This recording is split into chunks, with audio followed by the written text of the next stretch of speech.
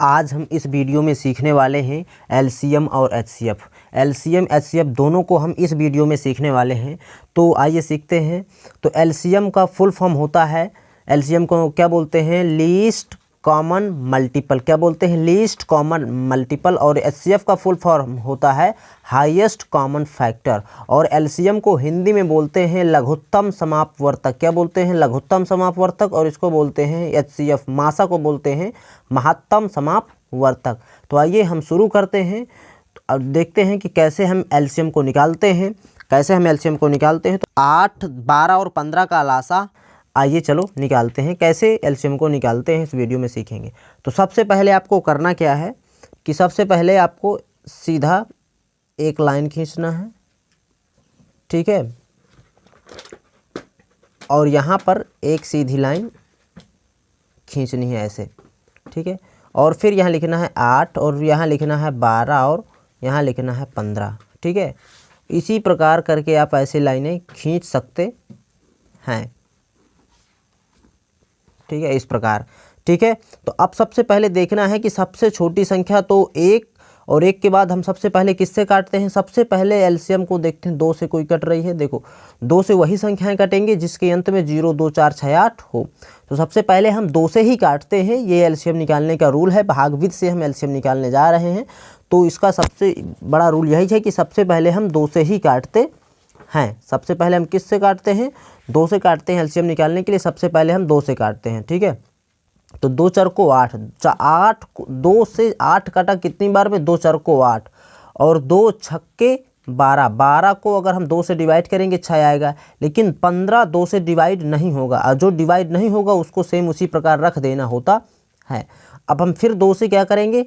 Divide करेंगे। तो 2 दूनी 4, 2 तिहाई 6, 15 फिर 2 से डिवाइड नहीं होगा तो उसी प्रकार रख देंगे। अभी 2 से 2 डिवाइड हो रहा है तो अभी चलने दो।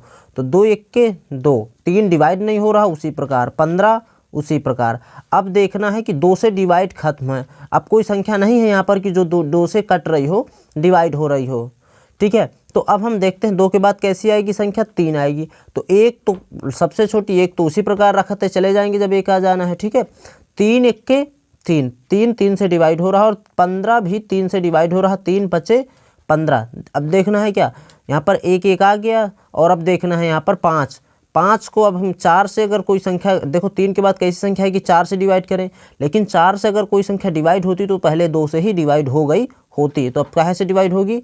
5 से, ठीक है। 5 से 5 डिवाइड हो जाएगा। तो 1 उसी प्रकार और 5 1 के 5, ये डिवाइड हो गया डिवाइड। और अब क्या करना है? यहाँ पर हमको लिखना है कि 8 12 15 का लाशा। क्या बोलते हैं? लाशा या LCM। क्या लिख सकते हैं हम? LCM। क्या होगा? अब इनका सबका आपस में गुणा और या इन सबका आपस में मल्टीप्लाई ही 8 12 15 का एलसीएम होगा। तो देखो इनका सबका गुणा कराते हैं। 2 गुणे 2 गुणे 2, कितनी बार 2 है? 1 2 3, 1 2 3, 3 एक बार है तो 3 गुणे और 5 भी एक बार है तो 5 गुणे हो गया।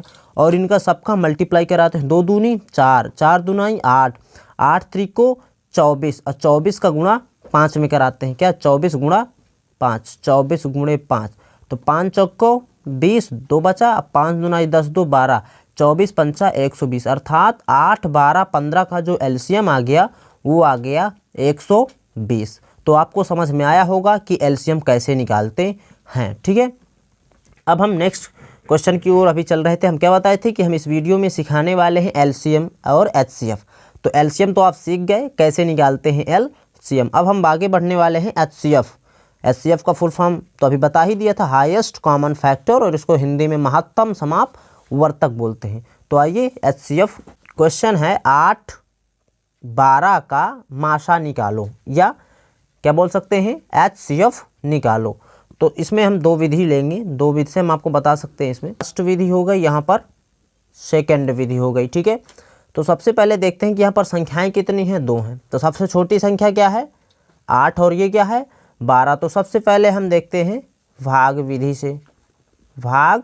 विधि से कैसे निकालते हैं माशा को। तो यहाँ पर सबसे छोटी संख्या है 8, और सब बड़ी संख्या है 12, इससे क्या करना है, डिवाइड कराना है। ठीक है, आप भाग देना सबसे छोटी संख्या से बड़ी। तो 8 1 8, भाग चला जाएगा ना एक बार, तो 12 में 8 से घटे तो कितना बचा, 4। 4 को यहाँ पर जो बचे शेषफल उसको फिर जो इससे भाग देते हैं उसको यहाँ रख कर फिर पुनः भाग देते हैं। ये प्रोसेस करना होता है भाग विधि में। तो 4 दुनाई 8, कितना क्या, 4 दुनाई 8, और यहाँ पर घटेगा तो कुछ नहीं। ऐसा तब तक चलेगा जब तक कि पूरा पूरा कट न जाए। यहाँ पर पूरा पूरा कट गया तो किस संख्या से भाग दिए कि पूरा पूरा कट गया, 4 से।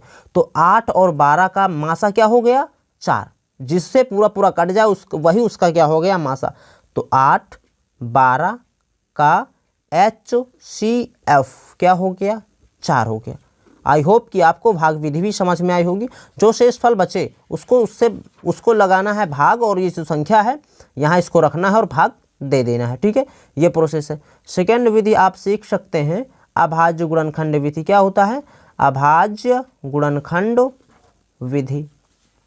ठीक है, तो यहाँ पर 8 का क्या निकालना है, देखो 2 से ये अलग अलग संख्या का 2 4 को 8 कटा, 2 दूनी 4 कटा, 2 1 2 कट गया पूरा पूरा।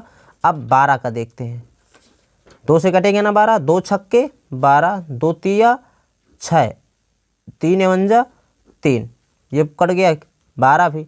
अभी 8 के अभाज्य गुणनखंड क्या है, 8 के अभाज्य गुणनखंड क्या है, 2 × 2 × 2। 12 के अभाज्य गुणनखंड क्या है, 2 × 2 × 3। अब देखते हैं कि मासा क्या होता है।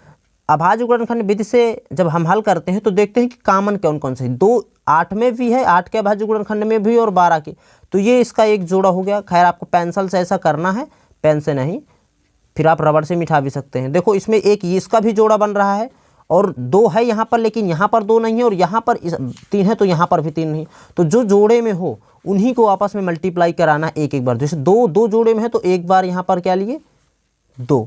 ठीक है, गुणा कराया, 2 फिर जोड़े में थे तो फिर एक बार 2। अब कोई जोड़े में नहीं है, जोड़े का टर्म केवल एक बार लिखना है और इसी का मल्टीप्लाई कराना है, 2 दूनी 4। तो ये हो गया 8 12 का मासा। ये क्या हो गया, लिख सकते हैं आप 8 12 का मासा, या हम कह सकते हैं HCF। कितना आ गया, 4 आ गया। तो अभी आप देख रहे थे कि भाग विधि से भी हमारा 4 आया और अभाज्य गुणनखंड विधि से हमारा मासा क्या आ गया, 4 आ गया। तो आई होप कि आपको ये मासा भी निकालना आ चुका होगा।